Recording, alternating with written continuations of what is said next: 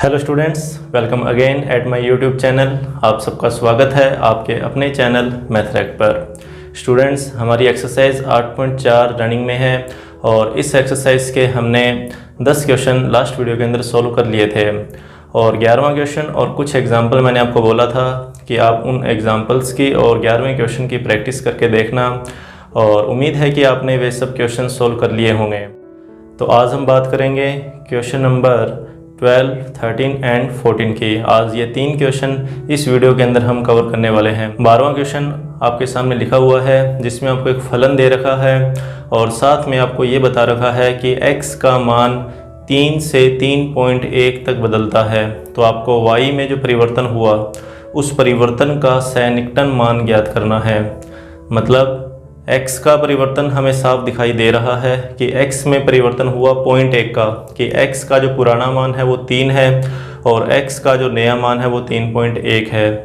हमें ये बताना है कि y का जो मान है उसमें कितना परिवर्तन आया। देखिए, क्वेश्चन में फलन आपको दे रखा है तो आपको अलग से फलन मानने की ज़रूरत नहीं है। और दूसरी बात, इस क्वेश्चन को मैं आपको 2 तरीके से सोल्व करवा दूंगा। एक तरीका तो इसका जो कि हम अवकलजों का प्रयोग करेंगे और दूसरा जो तरीका है वो एक सामान्य मेथड भी हम जिसको बोल सकते हैं कि आप डायरेक्ट यहाँ पर x के मान फलन में लिखें और आपको पता लग जाएगा कि y के मान में कितना परिवर्तन हुआ है। चलिए शुरू करते हैं ये क्वेश्चन। देखिए, सबसे पहले तो इस क्वेश्चन को हम अवकलन की सहायता से सोल्व करेंगे। देखिए, सबसे पहले तो हम यहाँ लिखेंगे कि दिया है x बराबर, ठीक है, तो x का मान हमें 3 दे रखा है। आप चाहो तो यहाँ लिख सकते हैं कि पुराना मान और x का नया मान। और ध्यान रखना, ये जो x का नया मान है ये कुछ परिवर्तित होकर आया है, इसलिए इसको हम लिखेंगे x प्लस में डेल x और ये मान कितना है 3.1। इन दोनों को माइनस करके x का परिवर्तन ज्ञात किया जा सकता है। तो ये आएगा 3.1 माइनस 3, मतलब x के मान में जो परिवर्तन है वो 0.1 का है। तो ये तो है x का परिवर्तन। हमें ज्ञात करना है y में जो परिवर्तन हुआ उसका सैनिकटन मान।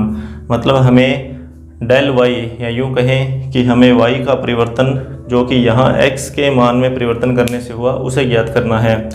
तो देखिए, हमें करना पड़ेगा सबसे पहले तो इसका अवकलन। इस फलन का अवकलन करने पर इसे समीकरण नंबर 1 नाम दे देंगे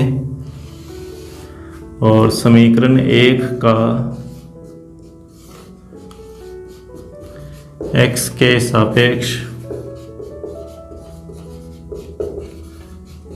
अवकलन करने पर, तो y का अवकलन किया dy अपॉन में dx और x स्क्वायर का अवकलन करेंगे तो 2x, 4 का अवकलन 0 और यहाँ पर आप x का मान लिख सकते हैं। तो x का मान कितना है 3, तो dy ओवर dx और x बराबर 3 पर, तो ये आएगा 2 × 3 बराबर 6। किसका मान है ये dy ओवर dx का। और अब हम बात करेंगे सूत्र की। तो सूत्र हमें दे रखा था कि जो डेल y है ये बराबर होता है dy अपॉन में dx और गुणा में इसके आता है डेल x। तो सूत्र में मान रखने पर तो dy ओवर dx का और डेल x का मान आप लिख दीजिए। तो ये आएगा डेल y बराबर 6 गुणा में 0.1 और इसको गुणा करोगे तो कितना आ जाएगा 0.6। तो यह आंसर है y में परिवर्तन के सैनिकटन मान का, ठीक है, डेल y का मान। अब इस क्वेश्चन को हम कर सकते हैं बिना अवकलन की सहायता से भी। सामान्य तरीका कि सबसे पहले तो ये देख लीजिए कि x बराबर 3 पर फलन का मान, हालांकि आपको उससे यूज़ नहीं करना, बुक में ये बताया गया है कि आपको अवकलन का ही यूज़ करना है, ठीक है। तो एक बार फिर भी हम इसे देख लेंगे कि करना किस तरीके से है। तो x बराबर 3 पर y बराबर आएगा 3 की स्क्वायर प्लस 4 मतलब 9 प्लस 4 मतलब 13, ठीक है। ये तो x बराबर 3 पर y का पुराना मान। अब परिवर्तित जो मान है x का वो 3.1 है, तो x की जगह 3.1 लिखिए, तो x बराबर 3.1 रखने पर तो y बराबर 3.1 का स्क्वायर प्लस 4, तो 3.1 का स्क्वायर 9.61 प्लस 4, तो ये कितना आएगा 13.61। तो ये y का नया मान, और दोनों को माइनस कर दीजिए तो हमें y में परिवर्तन पता लग जाएगा। वैसे आप इन दोनों को अलग दिखाना चाहो तो दिखा सकते हो कि इसे एक बार आप y1 मान लीजिए और इसको y2 मान लीजिए अलग दिखाने के लिए। तो y2 में से y1 को माइनस करोगे तो 13.61 में से 13 को माइनस करोगे तो 0.61, जो कि इसी मान के लगभग बराबर है। तो हम बिना अवकलन की सहायता से भी क्वेश्चन सोल्व कर सकते हैं, अवकलन की सहायता से भी कर सकते हैं, लेकिन हमें जो भी क्वेश्चन सोल्व करने हैं उनमें अवकलन का ही यूज़ करना है। ये उत्तर की जांच का एक तरीका है। इसी तरीके से और भी क्वेश्चन इसमें दे रखे हैं, उन क्वेश्चंस को भी आप इसी मेथड से सोल्व कर सकते हैं।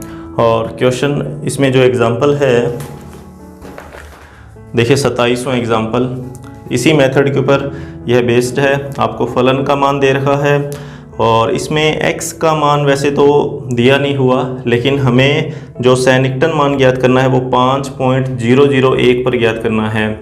तो यहाँ से हम आइडिया लगा सकते हैं कि x का मान तो है 5 और डेल x का मान है 0.001। तो 27वां एग्जाम्पल बिल्कुल इसी के ऊपर आधारित है।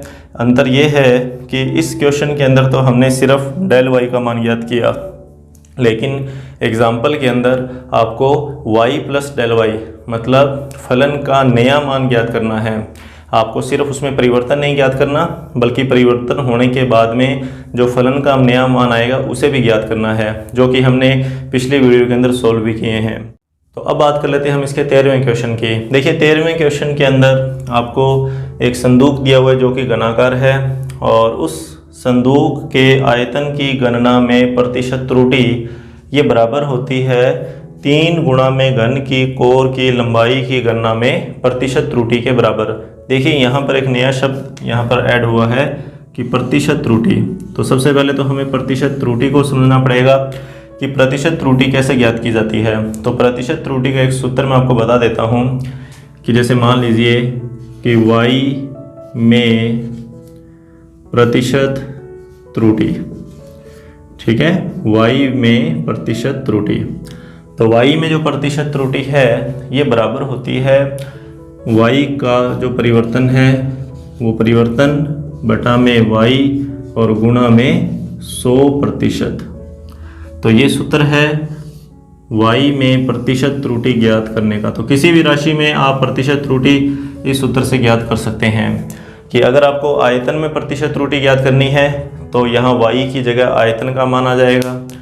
घन की कोर की लंबाई में प्रतिशत त्रुटि ज्ञात करनी है तो y की जगह घन की कोर की लंबाई आ जाएगी। तो देखिए इस क्वेश्चन को किस तरीके से सोल्व करना पड़ेगा। सबसे पहले तो यहाँ लिखेंगे माना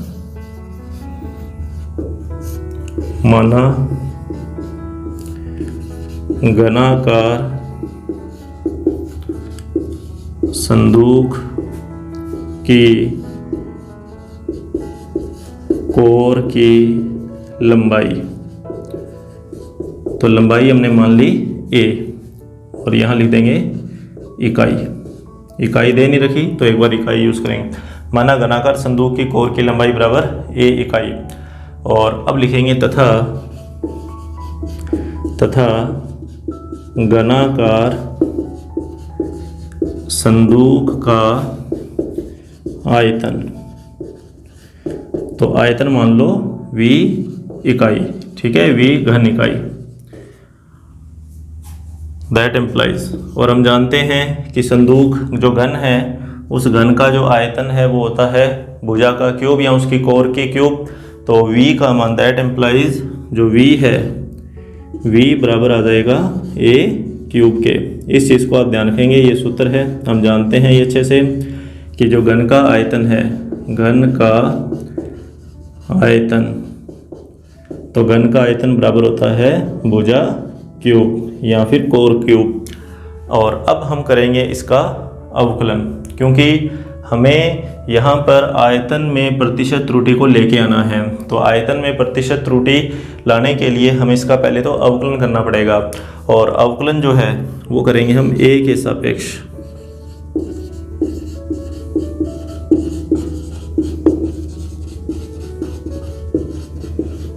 तो v का a के सापेक्ष अवकलन dv अपॉन में dA, और a क्यूब का आ जाएगा 3a²। ठीक है, ये आ गया हमारे पास a के सापेक्ष अवकलन। और अब हम बात करेंगे डेल v की।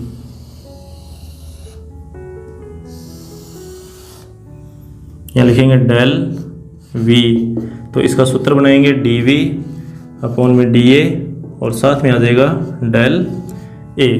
वही कि यहाँ पर v जो आया वो y की जगह आया, और a जो आया वो x की जगह आया। यहाँ पर मान लिख देंगे, तो डेल v बराबर, तो dv अपॉन dA का मान 3a², 3a², और साथ में आ गया डेल a। ठीक है, ये तो आ गया हमारे पास डेल v का मान।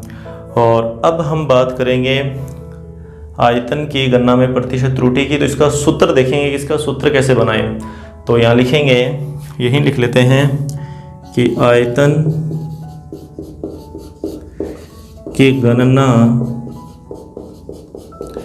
में प्रतिशत त्रुटि। ठीक है, आयतन की गणना में प्रतिशत त्रुटि। तो आयतन की गणना में प्रतिशत त्रुटि ये बराबर आएगी डेल v बटा में v, साथ में आ जाएगा 100%।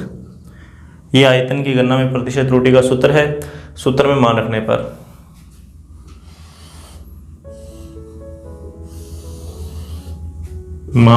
पर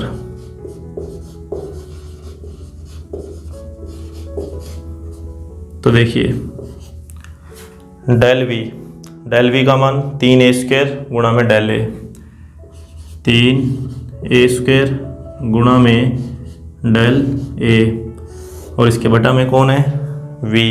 तो v का मान a³ बटा में a³, और इसके गुणा में क्या चीज़ है 100%। तो 100%,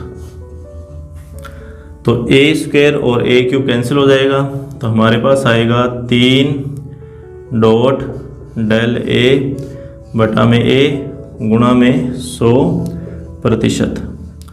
और ये जो सूत्र बना कोर की लंबाई में प्रतिशत त्रुटि का। ठीक है, कि y में प्रतिशत त्रुटि डेल y अपॉन में y इंटू में 100% है। तो a में प्रतिशत त्रुटि, a हमने कोर को माना हुआ है, तो डेल a बटा a इंटू में 100%। तो हम लिख सकते हैं 3 गुणा, ठीक है 3 गुणा, और इसकी जगह लिख देंगे घन की कोर की लंबाई में प्रतिशत त्रुटि, इस तरीके से। ठीक है, ये सब जो चल रहा है वो इसके बराबर चल रहा है। मतलब आयतन की गणना में प्रतिशत त्रुटि को हमने सॉल्व किया, और ये मान आया बराबर किसके 3 गुणा घन की कोर की लंबाई में प्रतिशत त्रुटि के। ठीक है, तो वैसे तो कोई मुश्किल क्वेश्चन नहीं है, बस आपको प्रतिशत त्रुटि को यूज करना आना चाहिए। अब बात करते हैं अपने इसके नेक्स्ट लास्ट क्वेश्चन 14वें क्वेश्चन की। देखिए आज का हमारा लास्ट क्वेश्चन, एक गोले की त्रिज्या 10 सेंटीमीटर से 9.8 सेंटीमीटर तक सिकुड़ती है। इसके आयतन में सैनिकटन त्रुटि ज्ञात कीजिए। देखिए इस क्वेश्चन में सिर्फ हमें यह बताना है कि गोले के आयतन में कितनी त्रुटि आएगी। कि अगर त्रिज्या में मान 10 सेंटीमीटर से 9.8 सेंटीमीटर मतलब 0.2 सेंटीमीटर, और ये माइनस में जा रही, इस चीज़ का भी ध्यान रखना कि त्रिज्या जो है वो कम हुई है, तो आयतन में भी कमी आएगी। तो वो कितनी कमी होगी उसे हमने त्रुटि के रूप में लिखना है। तो शुरुआत करते हैं इस क्वेश्चन की गोले की त्रिज्या से। यहाँ लिखेंगे माना गोले की त्रिज्या बराबर r सेंटीमीटर। ठीक है, हमने गोले की त्रिज्या को r मान लिया। तो यहाँ लिखेंगे दिया है r बराबर 10 सेंटीमीटर और ये आर का पुराना मान है। और 10 सेंटीमीटर से त्रिज्या का मान हुआ 9.8 सेंटीमीटर। तो आर का नया मान, मतलब जिसे हम आर प्लस डेल आर भी बोल सकते हैं, 9.8 सेंटीमीटर। ठीक है, नया मान। दोनों को माइनस करेंगे तो डेल आर का मान 9.8 माइनस 10, तो डेल आर माइनस का 0.2 सेंटीमीटर। तो ये तो है आर के मान में जो भी त्रुटि आई उसका मान। अब बात करते हैं गोले के आयतन की। तो यहाँ लिखेंगे माना गोले का आयतन, माना गोले का आयतन। तो गोले का आयतन हमने मान लिया v घन सेंटीमीटर। ठीक है, तो अब लिखेंगे हम आयतन का सूत्र। तो गोले का आयतन, गोले का आयतन, और हम इसका सूत्र जानते हैं कि v बराबर होता है 4/3 पाई r क्यूब। ये गोले के आयतन का सूत्र है और इसका अवकलन करेंगे हम r के सापेक्ष। तो dv अपॉन में dr। तो 4/3 पाई का अवकलन होगा नहीं, अवकलन होगा r क्यूब का, 3r², 3 से 3 कट जाएगा। और अब हम मान ज्ञात करेंगे जो हमें ज्ञात करना है, मतलब डेल वी का। डेल वी क्या चीज़ है? डेल वी आयतन के मान में सैनिकटन त्रुटि जो है उसका मान है। तो डेल वी का सूत्र, तो ये आएगा dv अपॉन में dr और इसके गुणा में आ जाएगा डेल आर। तो डेल वी बराबर, तो dv अपॉन dr का मान, तो dv अपॉन dr का मान 4 पाई r²। अब इसे लिख लीजिए 4 पाई r²। तो 4 पाई r² गुणा डेल आर। डेल आर का मान है माइनस का 0.2। ठीक है, माइनस का 0.2। तो ये आएगा 4 पाई, आर का मान भी लिख दीजिए साथ में। तो आर का मान है 10 सेंटीमीटर, तो 10 का स्क्वायर और माइनस को आगे ले आइए 0.2। तो डेल वी माइनस 4 दूनी 8, 10 का स्क्वायर करोगे 100। तो 100 का 0.8 से गुणा। ठीक है, 100 का 0.8 से गुणा। तो आप इसे लिख दीजिए पाई और इधर ये 100 गुणा में 0.8, 0 लगा दीजिए। तो ये 2 0 कैंसिल हो जाएंगी। तो हमारे पास डेल वी का मान आ जाएगा माइनस का 80 पाई सेंटीमीटर क्यूब। तो ये तो हमारे पास आयतन में जो परिवर्तन हुआ उसका मान है। हमें इसे त्रुटि के रूप में लिखना है, इस चीज़ का ध्यान रखना। किसने बोला? सैनिकटन त्रुटि। तो त्रुटि के अंदर आप माइनस चिन्ह को छोड़ सकते हैं। हमें सिर्फ इतना बताना है कि कितनी त्रुटि आई है, तो वहाँ प्लस माइनस का कोई मतलब नहीं है। ठीक है, अब एग्जैक्ट मान बताना चाहें तो माइनस का 80 पाई, जो कि माइनस का निशान है, ये कमी को व्यक्त कर रहा है। और लेकिन त्रुटि के रूप में अगर इसको लिखना चाहो तो आप माइनस चिन्ह को नहीं लिखेंगे, आप सीधा लिखिए कि आयतन में सैनिकटन त्रुटि।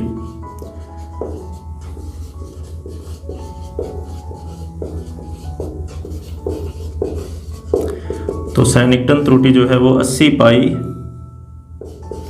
Centimetre cube. ठीक है, तो आज का हमारा लेक्चर यहीं पर समाप्त होता है। हमारे नेक्स्ट लेक्चर के अंदर हम बात करेंगे उच्चिष्ट व निम्निष्ट एक्सरसाइज 8.5 से संबंधित, जो टॉपिक काफ़ी इंपॉर्टेंट है और इस टॉपिक के ऊपर ही आधारित है 8.6। अगर 8.5 को आप अच्छे से समझते हैं तो 8.6 के अंदर आपको कोई भी दिक्कत नहीं आएगी। 8.6 जो है वो उच्चिष्ट व निम्निष्ट का ही अनुप्रयोग है। हालांकि पेपर के अंदर 8.6 में से क्वेश्चन तो कोई नहीं अभी तक पूछा गया, लेकिन फिर भी हम इम्पोर्टेंट मानकर इसको चलते हैं और इसके जो क्वेश्चंस हैं उन्हें बड़े ही ध्यान से करेंगे। Thank you.